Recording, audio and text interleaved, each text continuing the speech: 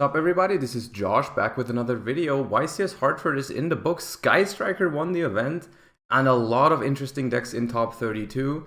Let's talk about it. Let's talk about it right away. Let's get into the top 32 deck breakdown. No further talking. We see 7 Sword Soul Tenny decks.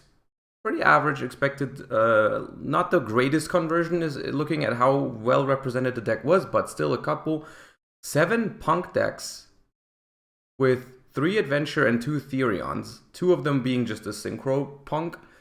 6 Branded, where 4 of them were pure Despia, which that's few. That is very few Despias, especially looking at how well represented the deck was going into the event. 3 Fluanderies, pretty much expected.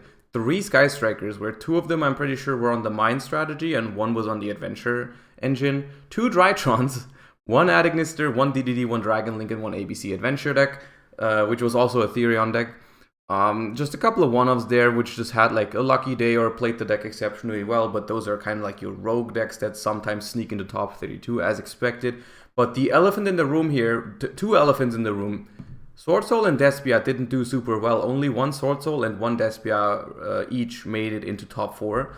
And Sky Striker won the event. And, it's probably because people have been preparing for Sword Soul and Despia so much. We're seeing D-barriers everywhere. We're seeing token collectors everywhere. Nibiru for the Sword Soul matchup. All kinds of anti-cards. Both of those decks relatively streamlined in terms of their extra deck options, which makes D-barrier very, very strong against it. And that's why we see a lot of people also straying away into these alternative strategies, which are ultimately a little bit weaker overall, but do not lose to some of those blowout cards that everyone's playing. And that just feels a little safer. To me personally as well, I would hate to enter a tournament with Despia or Sword Soul right now, even though I can't deny the fact that those are really, really good.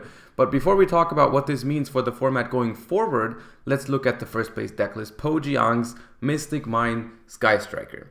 First of all, congratulations. Let me say this up front. I do think this is a very, very heads-up meta call. Very, very good deck for this specific tournament. And we'll get into why or why not I think this is a good deck moving forward. First of all, I told you guys in my deck discussion format for the May 2022 format post-Dimension Force, I told you guys going second Sky Striker not going to be a good choice for tournaments, because as soon as you get to the big stage, to the tournament, to the top cut, people are going to let you go first and they're going to beat you.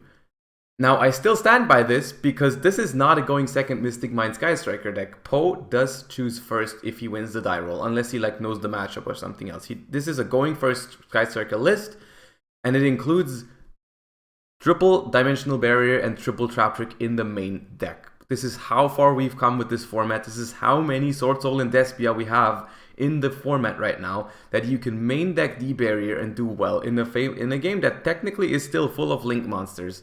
You can main deck D-Barrier and win a YCS, which is, it's crazy. It's a crazy meta call, a good meta call, because this deck is also very awkward to, you can't make this deck go first if you're playing Despia or Sword Soul. It's detrimental. You're just losing your entire turn to the D-Barrier here, or the Demise of the Land, which is the next big thing when looking at this deck list. Of course, still Mystic Mine and Demise of the Land now.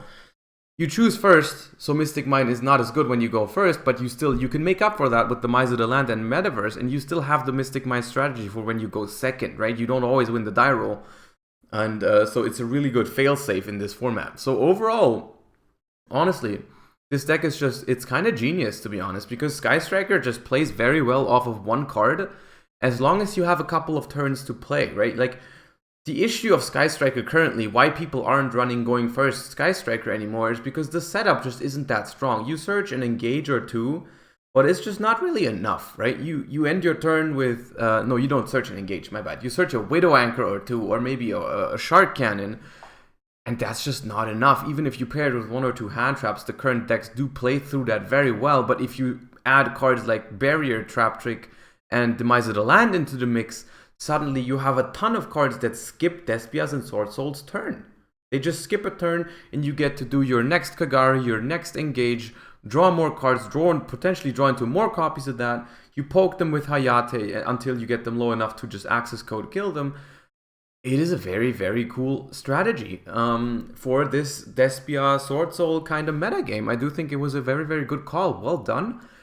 Now, going forward, is this the best deck to play now? And unfortunately to all the Sky Striker fans, I don't think so. I think this was something that can still work out for future events. We will see this deck going forward, because also some people don't really want to play Despia and Sword Soul, and this might seem like the next best option to some, which it might be. I personally think that this was kind of like a wake-up call. This entire YCS to me feels like a wake-up call to the Despia Sword Soul, player base of like, yo, your decks are just being hard targeted right now, even as far as in the main deck by cards like D-Barrier and Mystic Mine. And I personally wouldn't feel comfortable entering a tournament with Despia or Sword Soul right now. But what that means is the two best matchups for this deck are also going to be less represented going forward. They're not gone, so this is still a solid choice. And both Despia and Sword Soul are still solid choices, but you can't really, like, this deck is not really that great against something like the Adventure decks, right? Because the Adventure decks do not lose to D-Barrier as hard because they have the Link climbing.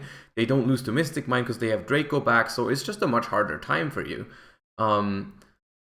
So it's interesting, right? And it's also why I think we saw, going back to this top 32 breakdown, why we saw a lot of those Adventure, Punk, Fluanderies decks top that didn't lose to is specifically this, right? Specifically D-Barrier, Mystic Mine. Yeah. And also, I mean, shout out to side decking even more trap cards that skip another turn, right? It goes back to like Sanctum as well. This deck, making this deck go first is like a big mistake. Anyways, let's also talk, we can't talk about this event without talking about Mystic Mine. We really can't. I'm gonna leave aside whether you think it should be banned or not. I mean, let me know in the comments if you think Mystic Mine should be banned. I personally believe it should be. But just the fact that 3 players in top 4 main decked Mystic Mine, like, think about that. Mystic Mine technically was the most prevalent strategy in top 4. Poe main decked Mystic Mine, James main decked Mystic Mine, second place was a Ghost second version of Despia with Lightning Storm and Mystic Mine. So Mystic Mine, finals was a Mystic Mine mirror match. The Drytron player in top 4, Justin Singh, main decked Mystic Mine in Drytron. The only player without Mystic Mine in their main deck was the Sword Soul player in top 4, I'm pretty sure. I haven't seen the deck list though, so maybe there's like a hidden Mystic Mine somewhere. But seriously, Mystic Mine is a force in this meta. People haven't really respected it enough so far. It's been on some radars, but not on enough as it seems. Like, the success here shows it. You're gonna have to be prepared for Mystic Mine going forward. And that significantly hurts the chances of Mystic Mine to do well again. But still, like, guys, prepare for Mystic Mine, prepare your outs, and that's gonna hurt this deck a lot going forward. But it's still, I think this was a genius call for this tournament. I'm not surprised Poe did as well as he did. Congratulations. Let me know what you guys thought of YCS Hartford. I personally thought it was a great watch. Was a lot of interesting feature matches. Had a great time on stream. We're gonna be, watching a lot of the deck profiles and a lot of the, do a lot of the after discussion on my live stream throughout this week. So link's gonna be in the description below. Feel free to follow on Twitch if you like to tune in to some of my streams in the future. Other than that, I hope you liked this brief, explanation of the first place deck list. Be sure to check out some of the deck profiles that Poe did, and leave your likes and comments over there. Other than that, I hope you guys have a great rest of your day. See you around on the live streams, and bye bye.